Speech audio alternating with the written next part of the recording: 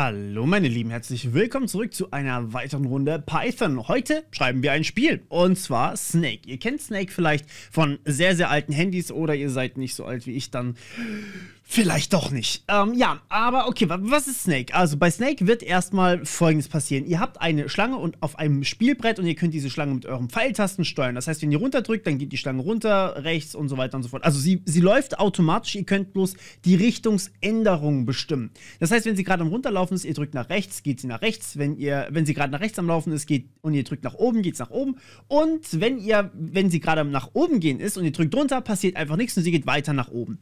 Die Schlange stirbt, also sprich, ihr verliert das Spiel, wenn sie sich entweder selbst irgendwo reinbeißt, also in den Schwanz zum Beispiel irgendwo reinbeißt, oder wenn sie gegen die Mauer läuft, also quasi ganz außen irgendwo dran. Da kann man sich natürlich Level bauen, so wie ihr das gerne wollt. Das überlasse ich euch, das könnt ihr sehr, sehr gerne machen, verschiedene Level, verschiedene Stages, aber wir bauen uns heute das Grundgame und das ist über Pygame erstmal gemacht.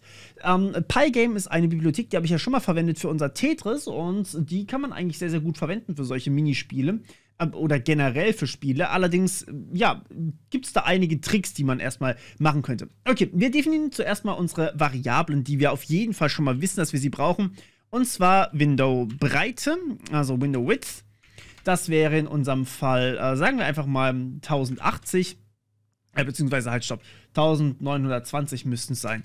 Und die Window Höhe, die Height, und die müsste 1080 sein. So, ich müsste einen 4K-Bildschirm haben, theoretisch. Das heißt, es sollte nicht wirklich so ein großes Spielbrett sein. Ihr könnt das aber natürlich einstellen, so wie es für euch passt. Also, da ist keine Limitierung oder sowas, was da verwendet wird. Okay, so, und ja, dann können wir eigentlich schon mal Pygame.init machen. Und keine Sorge, wir werden noch mit Funktionen etc. arbeiten. Das sind nur die Sachen, die man einfach so standardmäßig davor quasi als Setup bauen müsste oder baut. Okay, zunächst einmal ein Pygame. Wenn wir das bauen, wenn wir so ein Spiel bauen, dann hat das, ich zeige euch das mal kurz, wie das aussieht. Wenn wir das jetzt starten, dann ist das einfach nur erstmal ein Hello from the Pygame Community und dann war es das auch schon.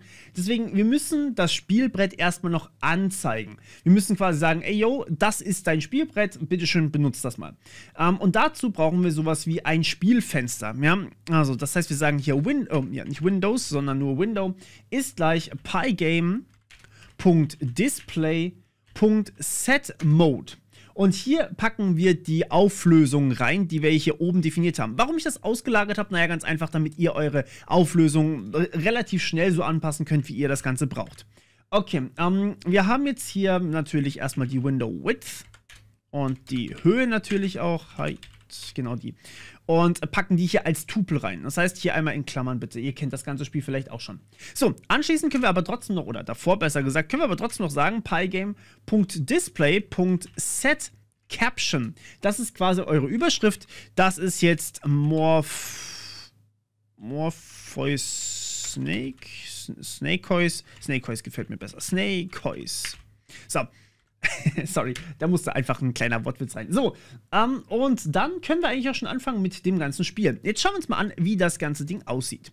Das sieht erstmal so aus. Blub, habt ihr das gesehen? Es war kurz da und dann sofort wieder weg. Ich merke gerade, allerdings, wenn ich das hier einmal so starte, dass das meinen ganzen Bildschirm ausfüllt. Das liegt daran, dass ich doppelte DPI-Werte habe, weil ich einfach nur absolut schlechte Augen habe. Deswegen mache ich hier mal ein kurzes bisschen kleiner, 720 mal 720p müsste wisst ihr was, ist eigentlich völlig egal, wir machen jetzt mal ein quadratisches Feld, wir schauen einfach mal kurz rein. Ja, das sieht gut aus. Okay, also 720 mal, können wir eigentlich hier auch noch ein bisschen breiter gehen, dann ach, keine Ahnung, machen wir hier mal 1080 rein. So, ja, das sieht doch gut aus. Okay, also, jetzt haben wir ungefähr ein Fenster, sodass wir was sehen können. Wie gesagt, ihr könnt das so einstellen, wie ihr wollt. Ihr könnt ja auch 12 mal 12 hinschreiben, die Zahlen sind wirklich völlig egal. Und jetzt geht's natürlich weiter. Jetzt müssen wir das Spiel dazu kriegen, dass es natürlich auch dauerhaft am irgendwas tun ist. Ja? Das heißt, wenn wir quasi das Spielfenster sehen, dann sehen wir das hier nur sehr, sehr kurz. Das liegt daran, dass wir keine Schleife drin haben, keine While-True-Schleife. Das ist die sogenannte Game Loop.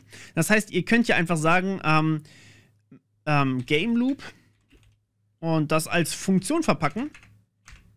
Definieren wir uns unsere Game Loop hier. Und welche Parameter wir nachher mitbekommen, das schauen wir erstmal. So, wir machen hier erstmal kurz einen Pass rein. Und wenn unser if name gleich main, dann führen wir die Game Loop aus. Das ist quasi unsere Game Loop. Wir können hier tatsächlich noch sowas machen wie ein Setup Call. Dann packen wir quasi hier das hier alles in Setup Call rein. Aber da müssen wir sehr viel mit Variablen jonglieren. Und das ist eigentlich sowas, das sind alles globale Variablen, die so oder so gemacht werden müssen. Das heißt, das ist in Ordnung, wenn wir das so auslagern oder wenn wir das quasi so drin haben. Aber die Game Loop würde ich ganz gerne in eine Funktion reinpacken. Okay, wie sieht die Game Loop aus? Naja, wie gesagt, es ist eine Loop, die erstmal unendlich lange läuft, bis wir sie breaken oder bis wir das Spiel beenden, sprich bis Game Over ist. Und selbst dann ist eigentlich die Game Loop noch am Laufen. Denn man muss zum Beispiel noch angezeigt bekommen, wie viele Punkte man hatte, ob man nochmal neu spielen möchte und so weiter und so fort. Das heißt, was wir hier machen, ist ein While True. Erstmal quasi forever, und wenn wir es dann tatsächlich irgendwann mal beenden wollen, machen wir einfach einen Break rein. Das ist viel, viel einfacher, als jetzt hier irgendeine komplizierte Mechanik reinzuschreiben, die uns dann das Spiel irgendwann beendet. So, jetzt, was gehört in unsere Game Loop rein? Nun, zunächst einmal müssen wir natürlich irgendwelche Tasten verarbeiten können. Okay, das machen wir mal als weitere Funktion, und zwar def handle keys. Okay, da packen wir aktuell einfach nur ein Return rein. So, okay, das heißt, keys ist gleich handle keys. Was auch immer die genau machen soll. Naja, im Endeffekt, das ist jetzt schon eine Spielmechanik. Das heißt, wir müssen uns ein bisschen kurz überlegen, was wir hier machen. Aber dazu komme ich sofort. Ich will jetzt erstmal euch quasi den groben Ablauf geben. Wir verarbeiten zuerst die Tastenabdrücke. Ja, also quasi, ob wir nach oben drücken, rechts, links drücken. Das machen wir hier. Dann sagen wir hier Handle Keys. Und dann kommt zurück eine Direction, in die wir eigentlich laufen wollen. Also quasi, in welche Richtung sollte man sich bewegen. So. Dann bewegen wir uns tatsächlich, das heißt, wir sagen der Schlange, in welche Richtung sie sich bewegen soll. Also sagen wir hier Move Snake von Direction, das wäre das nächste dann. Das heißt, wir brauchen hier die Move Snake Funktion. Das wäre unsere nächste Funktion hier. Dann bauen wir uns eine nächste Funktion, wenn wir uns bewegt haben. Was kann denn dann passieren? Nun, wir können sterben oder wir können Sachen fressen. Die Mechanik habe ich noch gar nicht gesagt. Eine Schlange wird länger, wenn sie quasi Obst gefressen hat. Also wenn sie sozusagen sich ernährt hat, und dadurch wächst die Schlange erstmal, und dadurch wird sie dann auch, oder gibt es mehr Punkte erstmal. So, okay. Das heißt, was wir machen müssen, ist, wir müssen checken, ob wir was fressen. Also tatsächlich sind das Früchte im originalen Snake-Spiel. Ich weiß nicht wieso. Schlangen fressen jetzt nicht unbedingt Früchte, aber es ist egal. Get Food nennen wir es einfach mal. Food. Und da brauchen wir eigentlich gar keine Parameter. Das ist eine weitere Funktion, die wir bauen wollen. Und das letzte ist, also das, was ich als nächstes gesagt hatte, ist, ob wir sterben wollen. Hier allerdings ein kleines bisschen was vorne weggegriffen. Wenn wir uns fressen, ja, dann sind quasi zwei Sachen, also zum Beispiel der Kopf und der Schwanz, sind irgendwo auf einer Höhe. Und das wäre ganz cool, wenn wir das noch sehen, bevor wir quasi sterben. Und deswegen bauen wir hier zuerst ein, dass wir uns sozusagen, dass wir erstmal sehen, ob wir uns fressen, und danach sterben wir sozusagen erst und bekommen den Game Over Screen. Also, dass man das noch ganz kurz zumindest sehen kann. Das heißt, wir bauen hier erstmal ein Repaint rein. Das ist eine Funktion, die man normalerweise schreibt, wenn man Spiele neu zeichnet. Und danach bauen wir unsere Game Over Funktion ein. Okay, und ja, dann bauen wir noch, was bauen wir noch rein? Wir bauen noch ein, dass wir uns unser HUD zeichnen. Also HUD, Paint HUD vielleicht. Paint, ja, genau, Append, Paint, HUD, Klammer, Klammer. So, das sind jetzt unsere ganzen Funktionen. Ihr seht, das ist einiges, und wir werden auch noch ein bisschen mehr brauchen. Das sind aber unsere Funktionen, die wir in der While-Schleife alle immer abhandeln müssen. Das ist quasi das, was wir permanent die ganze Zeit machen. Wir holen uns erstmal, ob der User irgendwelche Tasten drückt, dann bewegen wir die Schlange. Dann fressen wir Food, dann zeichnen wir das Spiel neu, dann gucken wir, ob wir verloren haben, und dann zeichnen wir unser Overlay, also quasi unser HUD, unser User Interface sozusagen. Und am Ende sind noch so ein paar grundsätzliche Sachen dabei, wie Pygame.Date Display.update, dass mir quasi auch wirklich das Neueste angezeigt wird und nicht irgendwie noch den alten Kram angezeigt bekomme, aber in Wahrheit läuft das Spiel eigentlich schon weiter. Und was wir auch brauchen, sind FPS. Wir sagen, also wir brauchen quasi Frames per Second, eine sogenannte Refresh Rate, manchmal auch genannt. Ich glaube, die kennen die meisten. Die gibt es tatsächlich in Pygame selber und deswegen definieren wir uns die hier oben noch als Variable und zwar als Refresh Controller. So, und das ist quasi über pygame.time.clock. Das holen wir uns da drüber. Das ist sozusagen das, dass wir das richtig verarbeiten können. Und ja, den aktualisieren wir über refresh controller.tick. .tick. So, dass wir quasi einmal weiterlaufen im Spiel und dann weiterlaufen im Spiel. Aber halt mit der richtigen Refresh Rate. Wir müssen uns auch überlegen, wie hoch soll denn unsere Refresh Rate sein, aber das machen wir nachher. Okay, jetzt lasst uns mal überlegen, wie fangen wir denn hier an? Also mit was davon? Nun, eine Schlange ist erstmal vermutlich irgendwo zu Hause. Das heißt, sie hat quasi einen Startpunkt und den würde ich, glaube ich, als erstes mal festsetzen. Das ist noch so eine globale Variable. Ich würde es festsetzen mit Snake Position, damit es auch eindeutig ist, wessen Position es ist, weil wir haben ja nachher noch Früchte, die wir auch spawnen lassen. Und die Position setzen wir am Anfang einfach mal auf 250, 250. Das ist wahrscheinlich nicht ungefähr mittig, aber es ist zumindest nicht an der Seite. Und so kann man halt auch reagieren, falls man vielleicht zum Beispiel direkt an der Wand steht oder sowas. Also es geht schon. Ihr könnt das natürlich auch hier alles komplett randomisieren, bleibt völlig euch überlassen. Und jetzt ist natürlich die Sache, eine Schlange ist nicht nur ein einziges Teil. Sie besteht aus 4, 5, 6, 700 Teilen. Also 100 wahrscheinlich eher nicht, aber sie hat verschiedene Blobs sozusagen. Sie kann jeden einzelnen Blob fressen. Und wir nehmen jetzt einfach mal diese Blobs und zeichnen die auf eine Größe von 10 mal 10 Pixeln.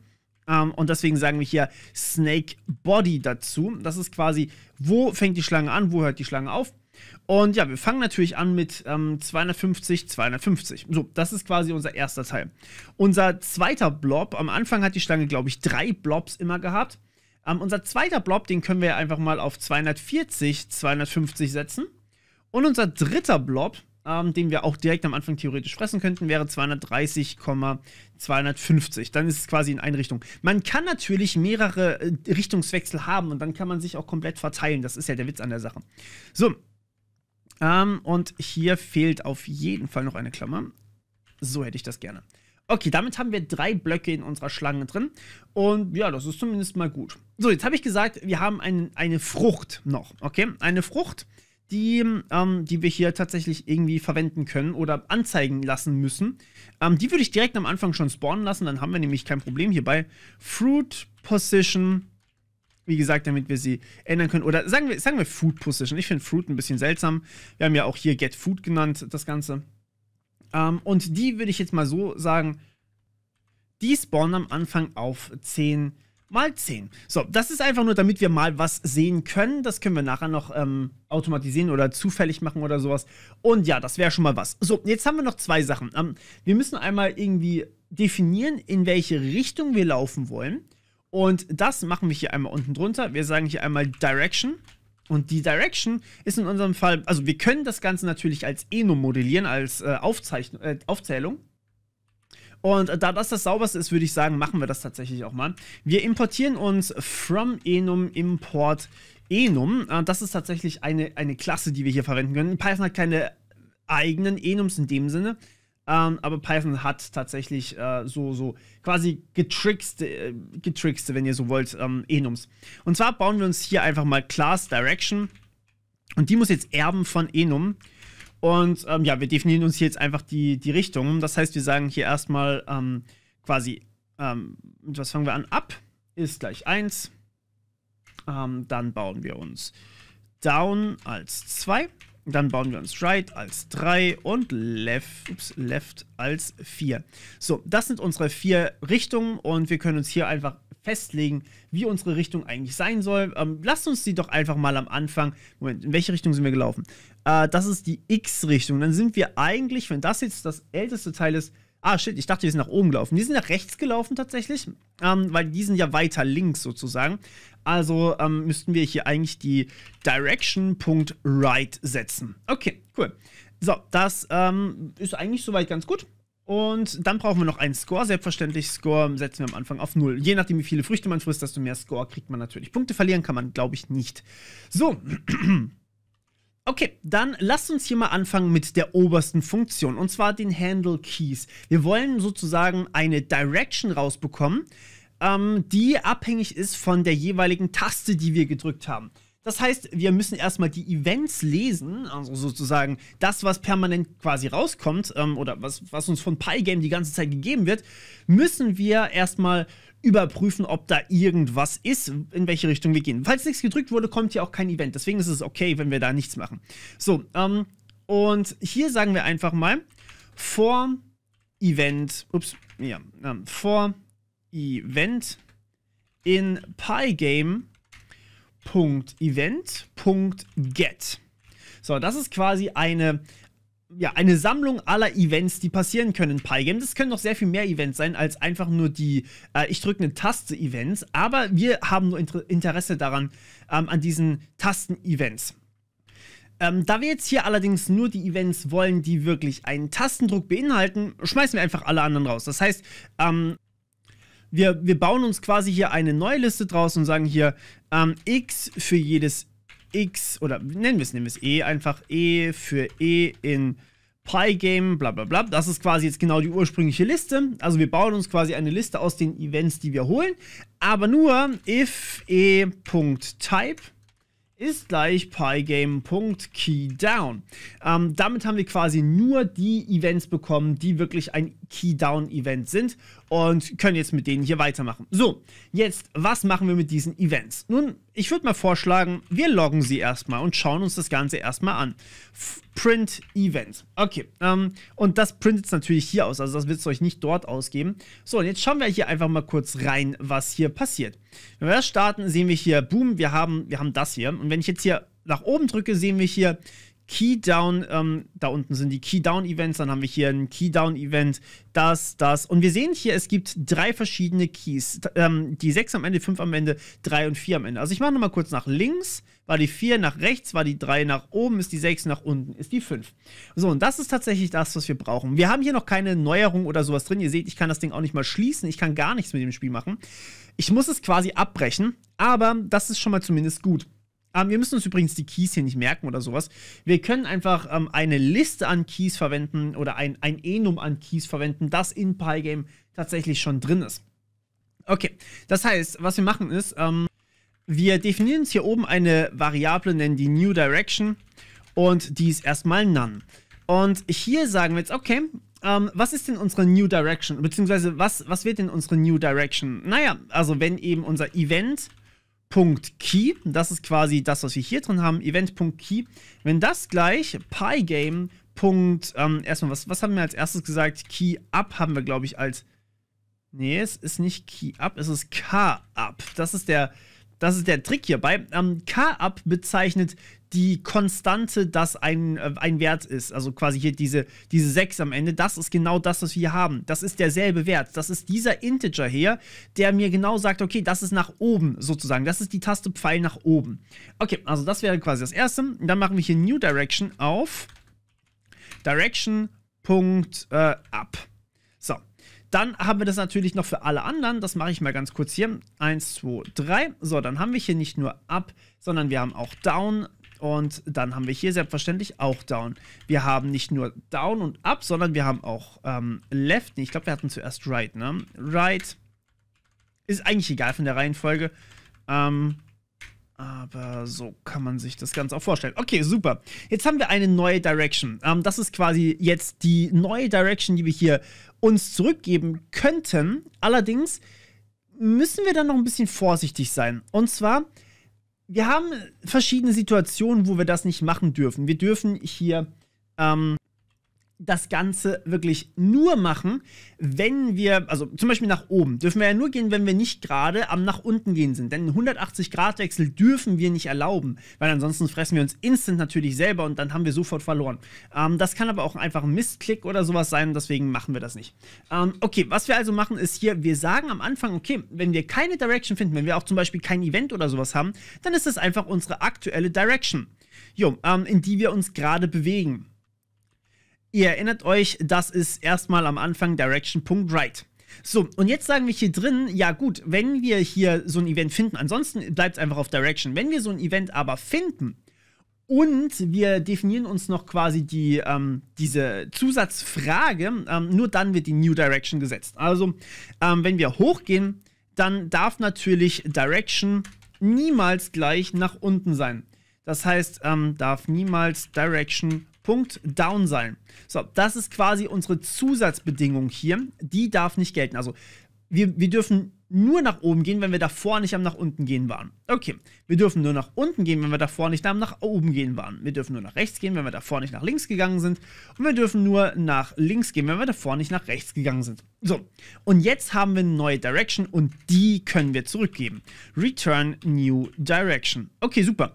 Alles klar. Was ist das nächste? Nun, jetzt haben wir hier eine Direction offensichtlich. Diese Direction wird hier weitergegeben.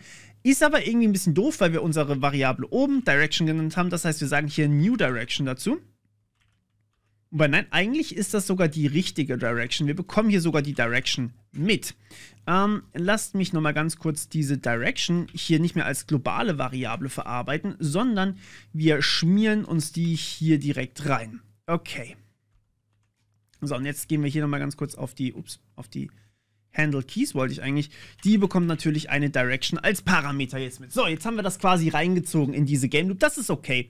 Damit können wir quasi auch arbeiten. Okay, und wenn wir jetzt irgendwie eine neue Direction finden, also am Anfang ist das Ding, natürlich nach rechts laufend. Und wenn wir jetzt eine neue Direction finden, dann wird die alte quasi überschrieben. Ansonsten bleibt das Ding einfach die alte Direction, weil wir überschreiben ja hier New Direction nur, falls wir ein Event finden und dieses Event auch gültig ist und natürlich Key Down ist und so weiter und so fort. Das heißt, das ist das Einzige, wo sich das ändert. Okay, jetzt das Bewegen der Schlange. Wie machen wir das? Nun, die Schlange können wir bewegen in Move Snake erstmal, das ist klar. Und hier geht es natürlich stark um die Direction. Und ja, jetzt müssen wir uns natürlich überlegen, so, was passiert jetzt hierbei? Nun, wir haben die Direction, das heißt, wir müssen hier quasi drüber switchen. Es gibt keinen Switch in dem Sinne in Python, das heißt, wir machen das mit if. If Direction gleich Direction.up. So, ich glaube, ihr kennt mittlerweile das Schema. Was machen wir dann? Naja, Direction.up bedeutet, wir bewegen uns eins nach oben. Jetzt muss ich kurz nachdenken. Wir fangen nämlich ein Pygame nicht an, unten zu zählen, sondern wir fangen an, oben zu zählen. Das heißt quasi, ich zeige euch das mal eben. Das hier. Verdammt. Ja, Parse. So, das hier oben ist 0, 0. Das heißt, das hier oben ist maximale Höhe und das hier rechts ist maximale Breite und maximale Höhe und das hier ist nur maximale Breite. Das Problem ist jetzt natürlich, wenn wir nach oben zählen, haben wir quasi das Inverse. Das heißt, nach oben wird die Zahl immer kleiner, wenn ich mich noch richtig erinnere. Ich kann mich hier immer falsch erinnern, deswegen es kann sein, dass wir das nachher noch debuggen müssen. Aber deswegen sagen wir hier, wenn die Direction up ist, dann muss sich unsere Snake Position, unsere Position, muss sich verringern. Und zwar anstelle, wir haben hier Snake Position 250, 250. Das ist die X-Koordinate, also auf der Breiten, und das ist die Höhenkoordinate, also auf der Höhe. Und je höher das Ding ist, desto weiter unten befinden wir uns. Das heißt, das hier ist 250 nach unten. Wenn wir also nach oben gehen, wird das hier um minus gleich 10 berechnet. Warum minus gleich 10? Naja, weil unsere Dinger immer 10, also unsere Felder sind immer 10 Blobs groß, also 10 Einheiten quasi groß, 10 Pixel groß. Eine Einheit ist quasi 10 Pixel, damit man auch was erkennt. Und ja, dann haben wir natürlich noch Down. Wir haben bei Down natürlich ein Plus. Dann haben wir hier noch nach links, nach Left. Warum mache ich zuerst nach Left? Naja, weil wir dann natürlich die X-Achse ändern, also die hier, die Snake Position von 0, aber hier minus gleich 10 auch machen und bei nach Right haben wir hier erstmal gehen wir nach rechts, plus gleich 10, aber auch nur in der X-Achse verändern wir uns irgendwie. So, damit haben wir die Snake Position verändert. Die ist allerdings eine globale Variable, die müssen wir hier nicht zurückgeben. Hätten wir eigentlich auch mit der Direction so machen können, aber warum auch nicht? Funktioniert auch genauso. So, damit haben wir unsere Schlange bewegt. Jetzt sieht man aber der Schlange noch nicht an, dass sie bewegt wurde. Das machen wir in Repaint. Das müssen wir uns hier quasi überhaupt nicht überlegen. So, das heißt, was ich hier effektiv getan habe, ist das, was ihr generell häufig tun solltet. Ihr solltet runterbrechen, was muss ich denn machen, was muss ich machen, was muss ich machen. Quasi so eine Abstraktionsebene. Erstmal, okay, was brauche ich? Was braucht jedes Spiel? Naja, eine Game Loop. Was brauche ich in jeder einzelnen Runde meiner Game Loop? Das sind diese Dinge und dann programmiert ihr den einzelnen Teil. Okay, der nächste Punkt ist eben das Fressen. Ja? Wir wollen Food fressen und das sieht dann so aus. Das kriegen wir in der GetFood-Methode. Und ja, falls wir hier irgendwas haben, also erstmal, ja gut, GetFood ist vielleicht nicht der richtige Name. Wir sollten hier noch was einfügen. Bei MoveSnake sollten wir noch was einfügen. Und zwar, die Schlange ist ja jetzt immer noch nicht bewegt an sich. Also die Schlange, die Position der Schlange ist bewegt, aber nehmen wir an, wir haben bei 250, 250 was, 240, 250, 230, 250. Und wir bewegen uns 1 nach rechts. Ja, das ist ja quasi unsere Startrichtung. Dann sind wir danach bei 260, 250. So, jetzt muss das hier 260 werden, das hier 250 und das hier 240. Theoretisch zumindest. In der Praxis kann ich auch einfach hergehen und das hier auf 260 setzen und das hier auch auf 260, 250 setzen. Ja? Dass ich quasi einfach das letzte Stück meiner Schlange ans Kopfende schiebe. Ja, versteht ihr, was ich meine? Das ist ziemlich cool. Und deswegen kann ich hier quasi sagen, okay, wir bauen uns diese Schlange nach vorne. Jetzt muss ich nur das hier wieder zurückmachen. So, okay. Wo sind wir? Beim MoveSnake, genau. Das heißt, wir machen hier tatsächlich im Snake Body, der einfach nur eine Liste ist, ja, fügen wir ganz vorne in unserer Liste, sagen wir Punkt Insert,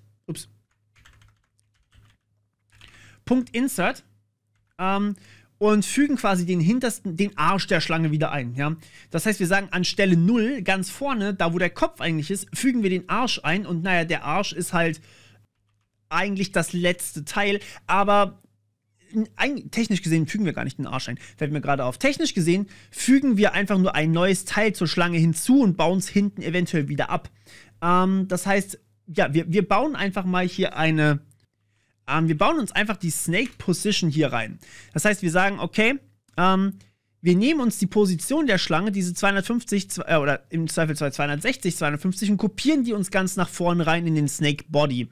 Und dann haben wir quasi einen neuen Kopf unserer Schlange. Jetzt müssen wir aber hinten noch was abbauen. Wir müssen quasi den Arsch abschneiden. Außer wir sind gewachsen. Und jetzt wird's spannend. Denn jetzt nehmen wir erstmal an, dass wir gewachsen sind. Das heißt, dass wir quasi was zu fressen bekommen haben. Und falls wir nichts zu fressen bekommen haben, dann bauen wir den Arsch wieder ab. Okay, das hört sich sehr weird an. Aber okay, wir nehmen hier also in der GetFood-Methode, schauen wir, ob wir quasi auf der Fruit drauf liegen oder auf dem Food drauf liegen. Das heißt, if Snake Position von 0 gleich Food Position von 0, das ist relativ obvious eigentlich, und Snake Position von 1 gleich Snake Position von 0, dann finden wir offensichtlich was zu fressen. Von 1 selbstverständlich. Dann finden wir was zu fressen, weil wir dann quasi... Hey, Cedric, was ist heute los mit dir? Weil wir dann direkt auf dem Essen drauf liegen. Und wenn wir direkt auf dem Essen drauf liegen, bedeutet das, okay, wir haben es quasi gekreuzt. Ja? Das heißt, wir lassen das Essen erstmal verschwinden und wir erhöhen unseren Score. Score plus gleich 10. Wir machen alles heute in 10er-Schritten. Und haben wir noch keinen Score? Wir haben doch einen Score vorhin. Doch, Score. Score plus gleich 10. Da ist es doch. Was ist los mit dir? Unknown Reference. Okay. Ach Gott, ja, natürlich. Wir müssen das Ding natürlich erstmal global machen, weil es ist ja eine primitive Variable und so. Okay, Score. So, das Ding, was ist dein Problem? Ach ja, dich haben wir auch noch nicht global gemacht. So, Global Score. Okay. Also, wir bauen uns quasi den Global Score und wir erhöhen den um 10 Punkte.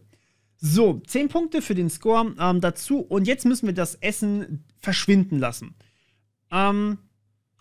Das machen wir ganz einfach nicht so, dass wir es verschwinden lassen, sondern wir bauen uns einfach ein neues Food. Ja? Das heißt, wir sagen hier einfach mal Generate New Food Klammer, Klammer. So, und das bauen wir uns noch als kleine Funktion oben drüber, Create Function. Und das machen wir erstmal als Pass, das ist okay. Und ja, was wir jetzt hier haben, ist, wir haben Essen gefunden. Wenn wir Essen gefunden haben, dann müssen wir nichts machen. Wenn wir kein Essen gefunden haben, dann müssen wir den Arsch abbauen. Ja, das haben wir vorhin schon geklärt. Dann müssen wir hier quasi sagen, snakebody.pop. Also quasi das Hinterste soll bitte weg. Ja, das letzte oder das letzte Element quasi abschneiden. Das ist das Poppen hier. Dann schneiden wir quasi den Arsch ab. Das heißt, wir sind danach bei 260, 250. Wir haben quasi ein neues Element drangefügt. Und wenn wir kein Essen gefunden haben, dann schmeißen wir das Element einfach wieder raus aus der Liste. Das ist quasi die Logik dahinter. So, jetzt müssen wir noch neues Food spawnen, falls wir eins gefunden haben. Und dieses neue Food ist einfach nur eine neue Food Position natürlich. Das heißt, wir sagen hier Food Position ist gleich. Und wir bauen uns jetzt hier ein neues Food. Aber diesmal würde ich vorschlagen, bauen wir es uns wirklich so, wie es gedacht ist, und zwar zufällig. Dazu brauchen wir Random, Import Random. So, wo ist das Ding? Okay, hier, Food. Also, Food. Wie sieht das Ganze aus? Naja, es sind quasi immer 10er-Variablen. Ich zeige euch das nochmal. Food Position ist aktuell 10 mal 10. Ich würde vorschlagen, dass wir uns ein neues Food generieren lassen in random.rand Range, also quasi wir wählen uns zufällig irgendwo was aus, innerhalb, so, was ist jetzt unser Maximum? Naja, im Endeffekt 1 bis unsere Breite geteilt durch 10, das heißt Window Width durch 10. Aber, jetzt Achtung, damit bekommt ihr natürlich eine Zahl zwischen 1 und, in unserem Fall 72, oder? 72? Nein, 108. Also eine Zahl zwischen 1 und 108. Es gibt 108 verschiedene Möglichkeiten, das Food zu platzieren. Der Punkt ist jetzt natürlich, wenn wir das haben, dann haben wir nur einen einzelnen Punkt. Also das heißt, da haben wir zum Beispiel 48. Wir brauchen aber 10er Schritte, also zum Beispiel 480 brauchen wir. Deswegen machen wir mal 10. Und dann machen wir im Endeffekt genau dasselbe hier nochmal. Nur natürlich für nicht die Breite, sondern für die Höhe. Window Height. So, und das Komma hinten dran muss natürlich auch weg. Okay, und damit haben wir hier eine neue Food Position, die allerdings hier oben auch global sein sollte. Wobei, das ist tatsächlich sogar schon. So, perfekt. So, jetzt bauen wir weiter und wir haben hier noch die Repaint-Methode. Da steht quasi drin, wir müssen das ganze Spiel sozusagen zeichnen. Hier sagen wir einfach, wir gehen den kompletten, also die einzigen Sachen, die wir zeichnen müssen, ist der Hintergrund. Das ist relativ schnell gemacht. Game, beziehungsweise nein, halt, wie haben wir es genannt? Window, ne? Window.fill, ich nenne die manchmal, eigentlich normalerweise nenne ich sie Game insgesamt, glaube ich, aber ist egal. So, was für einen Hintergrund wollen wir? Ich glaube, wir wollen Black einfach haben. Und was ist jetzt Black? Naja, das müssen wir uns definieren. Als Farbe vielleicht vorher, wobei wir können es auch einfach direkt machen. Wir nehmen es einfach mal direkt. Pygame. Gibt es hier Pygame.black eigentlich? Nein, gibt es nicht. Okay, schade.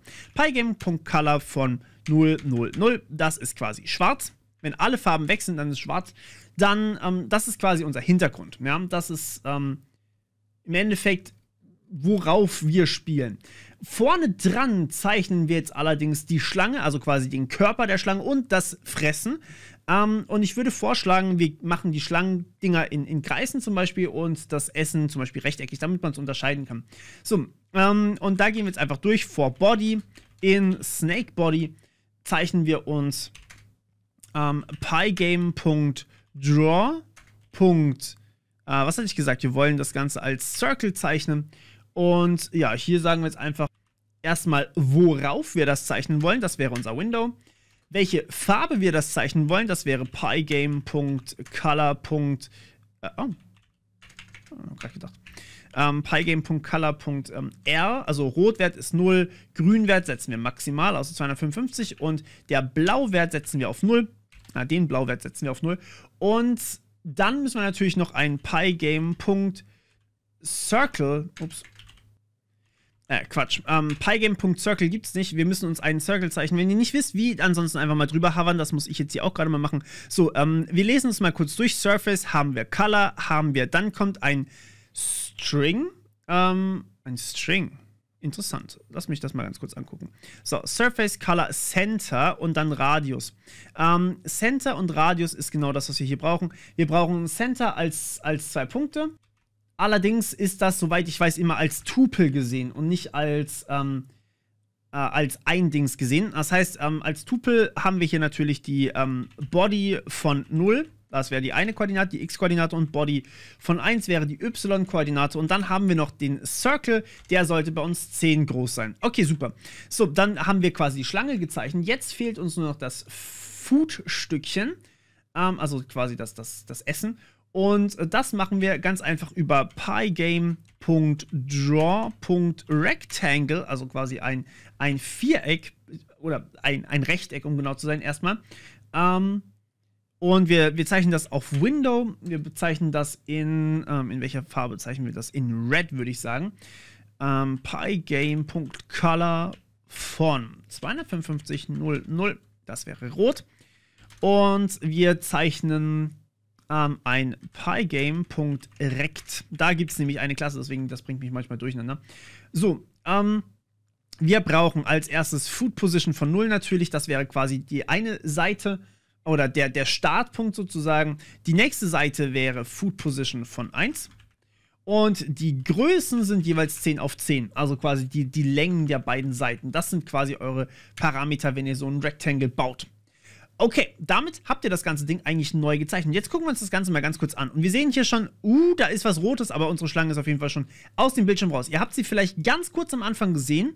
Ganz kurz nochmal. Zack, habt ihr es gesehen? Da war sowas ganz leicht Grünes. Die ist quasi einfach aus dem Bildschirm rausgehechtet komplett.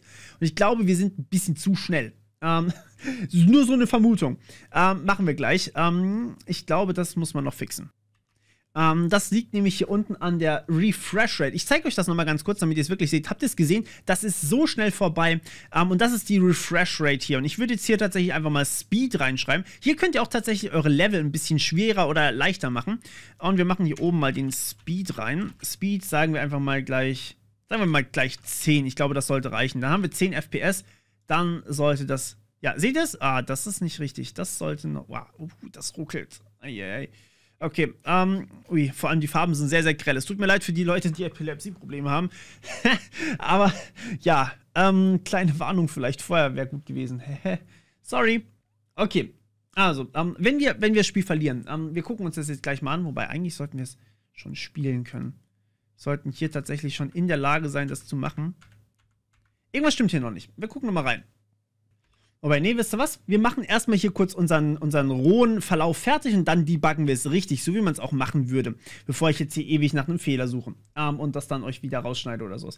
Also, Game Over. Wann ist unser Spiel eigentlich Game Over? Naja, wenn unsere Schlange sich entweder selber frisst oder wenn unsere Schlange irgendwie an der Seite rausfährt. Das heißt, erstmal haben wir 2 Bedingungen. Wir haben einmal die Schlange an der X-Stelle und die Schlange an der Y-Stelle, also Snake Position von 0. Wenn das kleiner ist als 0 oder wenn Snake Position von 0 größer ist als die Window-Breite, das wäre das eine.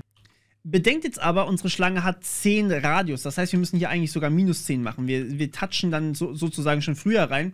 Dann haben wir einmal quasi verloren. Okay, das wäre Game Over. Dann haben wir hier die Funktion, ich würde sagen, wir nennen sie einfach Game Over Message. Game Over Message. Die kommt noch. Und dann haben wir genau dasselbe nochmal für unsere Breite, für unsere Höhe. Also, wenn die 1 rausfällt, also wenn quasi die Y-Achse rausfällt, und zwar, wenn sie aus der Höhe rausfällt. Window Height minus 10. So, das wäre dann auch die Game Over Message. Der dritte Punkt wäre, wenn die Schlange sich irgendwo selber berührt. Und das wäre dann eigentlich nicht nur eine Möglichkeit, sondern jeder dieser Schlangenpunkte kann sich selber irgendwie berühren. Das heißt, also kann quasi den Kopf berühren. Für jeden Blob ist okay. Für jeden Blob in Snake Body, Achtung, wir wollen nicht den Kopf mitzählen. Der Kopf darf sich natürlich selber berühren. Das heißt, wir schneiden quasi den Kopf ab, von 1 bis Ende des Schlangenkörpers. Wenn sich 1 davon selber berührt, das heißt, if Snake Position von 0 gleich Blob von 0 and, also es muss ja wirklich beides gelten, Snake Position von 1 gleich Blob von 1, dann haben wir verloren. Snake Position ist genau dasselbe wie der Snake Body von 0. Also ich könnte hier auch Snake Body von 0 reinschreiben, ist völlig egal. Dann kriegen wir hier auch eine Game Over Message. So, jetzt müssen wir Game Over Message noch implementieren, ist ja klar. Damit wir hier auch vernünftig sehen, wenn wir verloren haben. Und das ist im Endeffekt einfach nur eine Schrift. Also ich sage hier einfach mal Font dazu. Font ist gleich pygame.font.systemfont nehmen wir dazu. Und dann sagen wir hier, was haben wir? Areal müssten wir haben. Und zwar in Größe, keine Ahnung, 48 gibt es doch, oder? 48 so eine Standardgröße. Und dann schreiben wir hier einfach Render ist gleich Font.render von Score Doppelpunkt und dann packen wir hier den, den Score rein. Wir machen das als Format String von Score. Wir packen das hier als, Achtung, bei Render gibt es noch ein paar Variablen. Den Anti-Alias setzen wir mal auf True. Das heißt, wir haben Anti-Aliasing drin. Sieht dann einfach besser aus. Und wir machen das Ganze in, welcher Farbe machen wir das? In Pygame.color von 255 in weiß. Wunderschön. Ihr könnt es natürlich auch in rot machen oder sowas, dann habt ihr gleich den Punkt quasi gesetzt. Ey, yo, du hast gerade verloren. So, und wenn wir uns das jetzt hier noch angucken, Window.blit, nehmt eure Oberfläche sozusagen, also in unserem Fall wäre das einfach Window hier, und möchte gerne irgendwie das Rechteck drauf zeichnen, okay? Das heißt, wir nehmen quasi unser Render und zeichnen das auf unser Rectangle. Das Rectangle haben wir aber leider noch nicht. Das holen wir uns erstmal aus unserem Game Over Text. Das heißt, das Rect ist gleich render.getRect. Das muss man sich erstmal holen. Weiß ich auch nicht warum. So, dann setzen wir bei unserem Rectangle noch mit Top, quasi wo der Text sein soll, setzen wir auf ein Tupel aus der Breite des Fensters durch 2 und der Höhe des Fensters auch durch 2 natürlich, damit wir es genau in der Mitte drin haben. Ich hoffe, das funktioniert auch. Und schauen uns einfach mal an, wie das Ganze dann aussieht. Wir machen hier einen Time.sleep rein von, sagen wir mal, 5 Sekunden und anschließend, wenn wir das gesehen haben, sagen wir hier tatsächlich pygame.quit. Das heißt, wir beenden sozusagen unser Spiel und dann sagen wir hier Exit von 0. So, das wäre dann quasi insgesamt alles beenden, bitte. Okay, schauen wir uns das da doch mal an ganz kurz und wir gehen hier einmal. Okay, ich sehe rein gar nichts, aber offensichtlich habe ich schon verloren. Ja, okay, also das war auf jeden Fall schon mal ein Rect. Irgendwas hat nicht funktioniert. Wir machen erstmal unsere Schrift, dann sagen wir hier, wir rendern das Ganze, wir holen unser Rectangle und ich habe vergessen zu flippen. Pygame braucht das immer wieder, dass ihr das Display am Ende .flip aufruft. Flip ist eine Methode, die die ganze Surface quasi aktualisiert und dass das auch überhaupt angezeigt wird hierbei, weil danach gehen wir hier auf den Time.sleep und danach auf den Quit. Das heißt, wir müssen hier das Ganze aktualisieren einmal. Das sollte uns jetzt auf jeden Fall angezeigt werden. Score 0. Perfekt.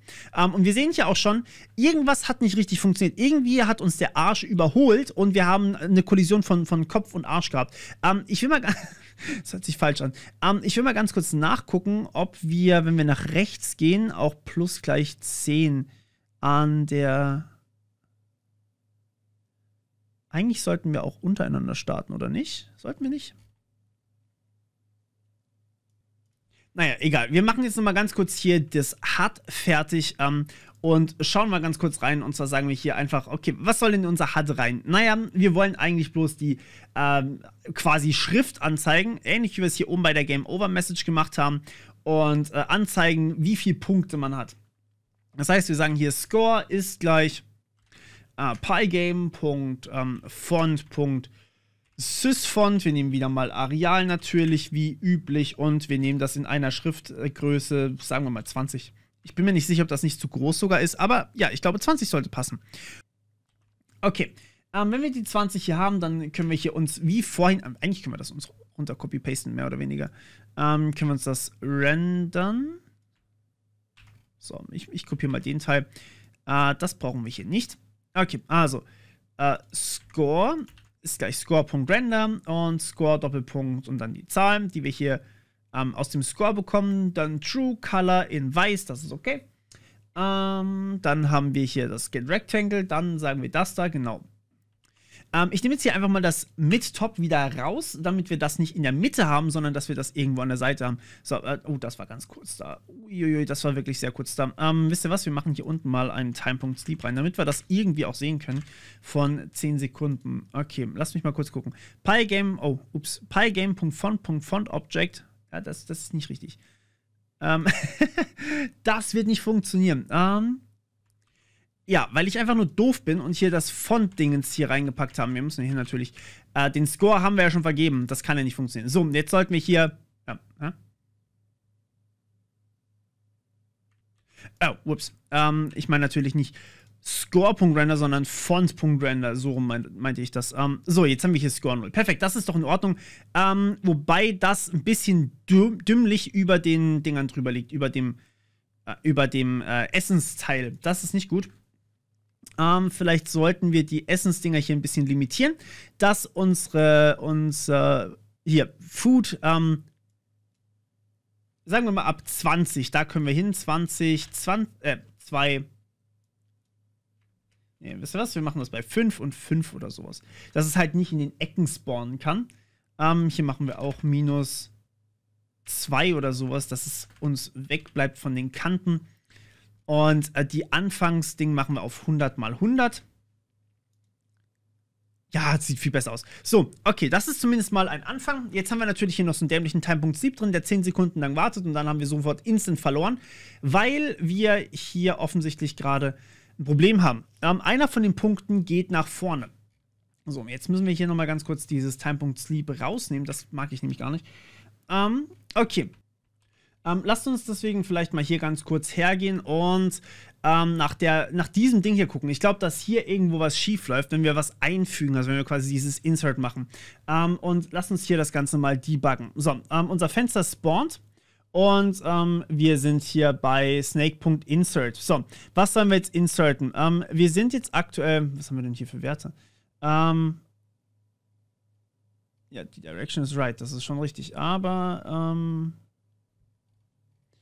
die kriege ich nicht mit überliefert, ne? Das ist doof. Das ist sehr, sehr doof. Vielleicht hätte ich das nicht als globale Werte machen sollen. Okay, dann lasst uns hier einfach mal print snake position. Ups, print. Ja, wir debuggen jetzt mal so. Okay, also print snake position. So, 260 und 270. Das ist an sich nicht falsch. Die Position, wo wir es einfügen, das heißt, danach sollte unser Snake Body, oh. Okay, also wenn wir uns das jetzt mal angucken, dann sieht das erstmal richtig aus, die Position. Lasst mich mal kurz hier unten noch schauen, wo die Werte sind. Was davor ist, bevor wir das Ganze starten und was vor dem Game Over Button ist, also quasi hier, dann will ich mal wissen, wie das Ganze aussieht. So, das ist jetzt die Position, okay. Das ist 250, 250, dann 260, 250. Davor war die Position bei 260, 250, das ist richtig. Dann 270, 250. Das ist, also die Position ist richtig berechnet. Das ist okay. Jetzt gucken wir uns mal den Body an. Was geht bei dem Body eigentlich ab? Das schauen wir uns jetzt an. So, das sieht schon mal ein bisschen weirder aus. Da fuck. Okay, also wir haben 250, 240, 230. So, das ist ganz am Anfang, das ist okay. Dann haben wir 260, 250, 240, ist auch richtig. Dann haben wir 260, 250, 240 und dann haben wir 270, 270, 250. Wo kommt diese zweite 270 her? Das ist seltsam. Da geht natürlich der Haken. Das ist der Haken. Das ist nicht richtig. Okay, also vorher war richtig, danach war es falsch. So, jetzt gucken wir mal, wo das Ganze falsch war. Beim über Get Food müsste das sein. Es müsste in Move Snake dabei sein. In Move Snake müsste hier eigentlich die Sache schief laufen. Ja, genau, richtig. In Move Snake, das ist ja der einzige Punkt, wo wir die beiden Positionen verändern. Dann mache ich die hier mal wieder raus. So, Move Snake. Move Snake. Das einzige, wo wir Snake Body verändern, ist das hier. Das ist ein bisschen weird. Warum kriegen wir da zweimal... Gebt mir kurz Zeit. Das kann so nicht sein. So, wir haben...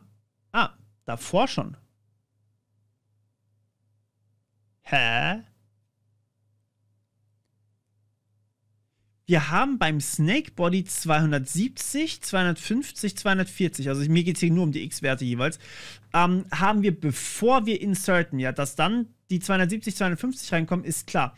Habe ich irgendwo den Snake Body geändert oder ohne die Snake Position zu ändern? Das ist seltsam. Weil eigentlich hat mir nicht gesagt, es stimmt davor. Also wenn wir das hier haben und da vorne dran haben wir das, dann sollten wir eigentlich richtige Werte haben. Ja, hier. 260, 250, 240. Das ist korrekt. Und dann haben wir 270, 270, 250, 240. Das ist falsch. Da muss die 260 rein. Wo ist unsere 260 hin? Das ist seltsam. Ich weiß, was passiert. Oh, no. Oh, ich bin so dumm. Oh, nein. Ja, wisst ihr, was passiert ist? Wir haben hier eine Referenz der Position reingetan, weil das ist ja kein primitives Ding, das ist ja eine wirkliche, eine Liste in dem Sinne. Und wenn wir jetzt hier sagen, Snake Position von 0 plus gleich 10, dann verändern wir auch die alte Snake Position und setzen die auf plus gleich 10, weil die beiden immer noch miteinander eine Referenz haben. Wetten, wir haben, wenn wir das hier so einkreisen, wenn wir einmal hier das haben und dann haben wir einmal das da, so, dann haben wir genau den Fehler gefunden. Also jetzt einmal vorne dran wird es 260 sein, danach wird es 270 sein. Das ist das hier quasi. Bin ich mir 100% sicher. Ja, genau. Einmal haben wir 260, dann haben wir 270. Ohne, dass wir Snake Body wirklich anfassen, aber dadurch, dass wir halt hier eine Referenz gebaut haben, weil ich Trottel vergessen habe, das Ding hier in eine Liste umzuwandeln, weil ich vergessen habe, dass Snake Position eine Liste ist. Ja, okay. Also wir müssen hier quasi, oder wir machen eine Deep Copy draus oder sowas. So sollte das eigentlich funktionieren. Genau, ja, jetzt geht's. Okay. So, und jetzt können wir hier dieses Futter fressen. Ich bin mir nicht sicher, wie ihr das seht. Oh Gott, oh Gott, oh Gott, bin ich schlecht. Ja, Oh nein, ich bin so schlecht in diesem Spiel. Hä? Ah, ich hab's gefressen. War das jetzt zufällig wieder da? Verdammt. Okay, also ich weiß nicht, wie ihr das seht. Dieses Spiel ist definitiv zu dick. Ja? Oder die Schlange ist zu dick. Wir dürfen hier, wo definieren wir quasi? In unserem Drawing müsste das sein. Hier müssen wir nur maximal 5 reinpacken, weil wir einen Circle haben. So sollte das besser sein. So, und jetzt will ich aber insgesamt alles, glaube ich, ein bisschen hochskalieren. Ja, das dauert ein bisschen jetzt. Ich muss das mal kurz hier überarbeiten. Also, wir haben hier einmal Speed ist auf 10, ist okay. Wir haben das hier. Eigentlich müssen wir hier nur die... Warum haben wir das eigentlich nicht in der externen Variable definiert hier? Scale ist gleich 10. Und die setzen wir dann hoch auf 20. Okay, so, dann haben wir hier unsere... Das hier ist plus gleich Scale. Dann haben wir das in plus gleich Scale, das minus gleich Scale, plus gleich Scale. Okay, dann haben wir hier das durch Scale mal Scale mal Scale. So, das ist okay. Dann Score bleibt gleich. Das hier ist Scale durch 2. Und das ist Scale mal Scale. Weil ich meine, Auflösung und so, ne? Das kann natürlich schon sein. So, das hier ist Scale mal, davor war es 4,8, dann sagen wir hier mal 5, dann, ja, Scale mal 5 müsste schon passen. Wobei, das war nicht zu klein, sagen wir hier mal 3. Das war nämlich nicht zu klein. So, dann haben wir es schon? Ne, Game Over. Das ist okay. Das machen wir Scale mal 2. Ich glaube, dann sollten wir es haben. So, jetzt ist es ein bisschen größer geworden. Verdammt! Irgendwas stimmt hier nicht.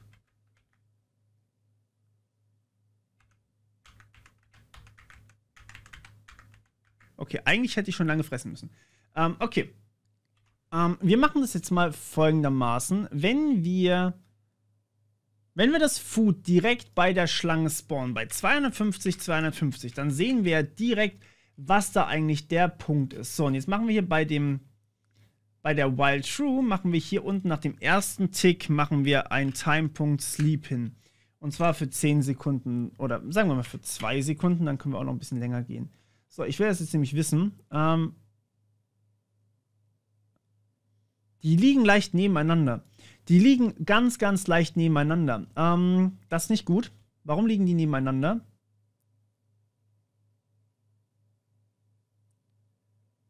Wie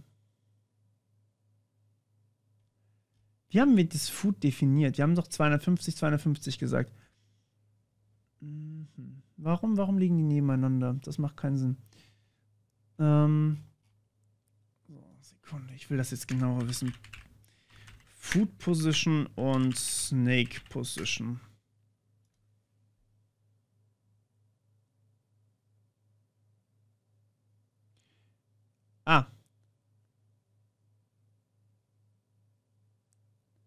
Okay, dann bauen wir einen Radius ein, wo die Schlange das Ganze fressen kann.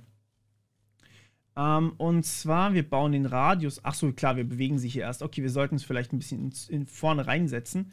Quasi so bei 270, 250. Das wäre dann wahrscheinlich besser. Da hat es funktioniert tatsächlich. Okay. Aber sie liegen trotzdem ein bisschen aufeinander. Also das Drawing ist nicht ganz akkurat hier. Also die Richtung ist richtig. Also es ist an sich auch korrekt gemacht. Aber das Painting von dem Food Blob ist nicht richtig. Wir brauchen hier nach links war es richtig, oder? Nach links war es richtig. Ja, nach links ist ungefähr, weiß ich nicht, kann ich nicht sagen. Aber wenn beide, ja, ich glaube, wenn, dann müsste es beide Seiten sein. Also Scale durch 2. Und das machen wir auch minus Scale durch 2. Ich nehme an, dass es einfach der Mittelpunkt ist. Und das machen wir hier Scale durch 2 lang und Scale durch 2 lang. So. Jetzt, oh. Ups. Das ist, ja, das wollte ich nicht.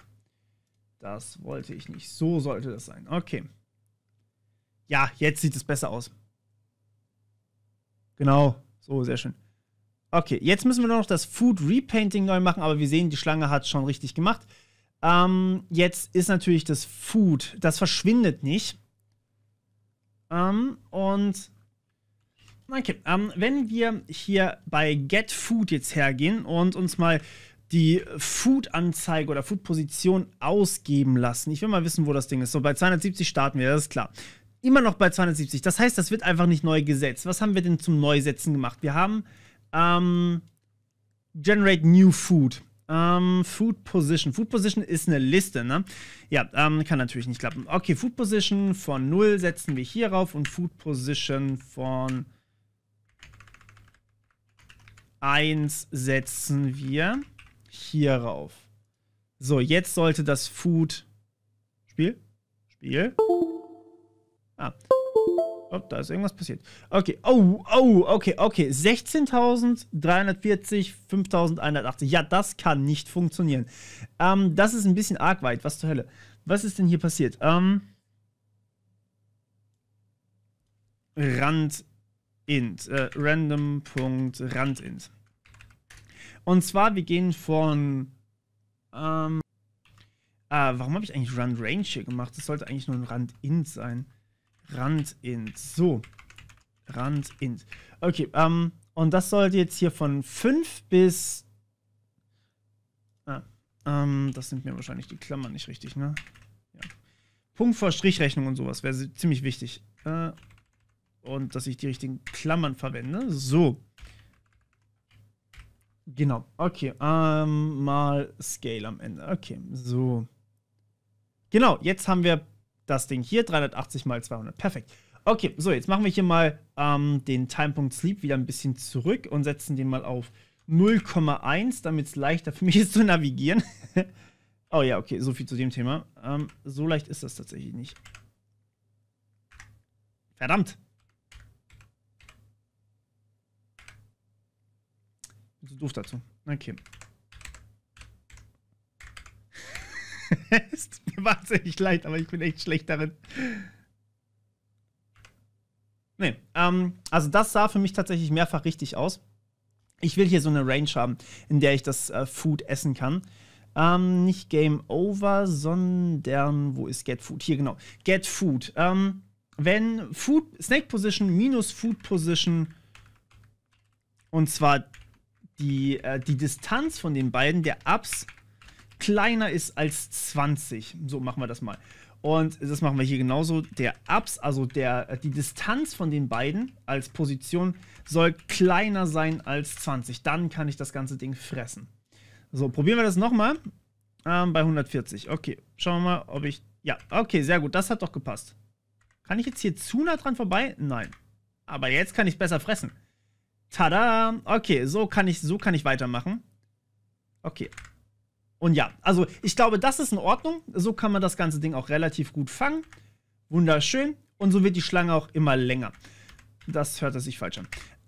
So, jetzt, wenn ich jetzt hier mich selber versuche zu fressen, dann habe ich hier quasi mein Game Over Screen und kriege meinen Score 70 und dann wartet das Spiel, bis es fertig ist und dann beendet es sich. Ich glaube, das ist eigentlich eine ganz gute Sache. Die zweite Game Over Methode wäre, wenn ich an den rechten Rand rausgehe oder an irgendeinen Rand rausgehe. Genau, das wäre auch richtig. Und die letzte Methode, ich mache das jetzt nur mal nach oben. So, ich glaube, das sieht richtig aus. Jetzt machen wir hier tatsächlich nochmal was Folgendes. Wir machen hier mal Food Position ist gleich 0,0, aber wir rufen direkt hier Generate, wie hieß die Funktion? Food, New Food oder sowas. Achso, halt, ja, die gibt es hier noch gar nicht. Dann machen wir hier mal machen wir einfach das hier, genau. So.